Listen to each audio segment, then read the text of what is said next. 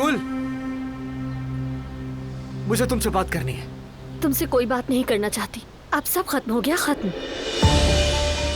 मुझे तो तुमने छोड़ दिया और कहती हो कि कुछ बात भी नहीं कर सकते। शराफत से चलो, बात करनी है। कहा ना कोई बात नहीं करनी। छोड़ो मेरा हाथ। कह दिया ना मैंने तुमसे। छोड़ो मुझे। सिर्फ 5 मिनट बात करनी है तुमसे। छोड़ो। ये क्या कर रहे हो तुम? रुको फराज। समझ नहीं आती तुम्हें? क्या कहा इसने तुमसे? नहीं जाना उसे तुम्हारे साथ। तुम हो कौन? क्या समझते हो खुद को? ये मेरी मंगेतर है। रुको फराज, बस करो। कैसी मंगेतर? हमारी तो कोई मंगनी नहीं हुई है। मंगेतर होती तो उंगली में अंगूठी होती। तुम अब छोड़ दो मेरा पीछा। मैं फराज से शादी कर रही हूँ। सुन लिया तुमने?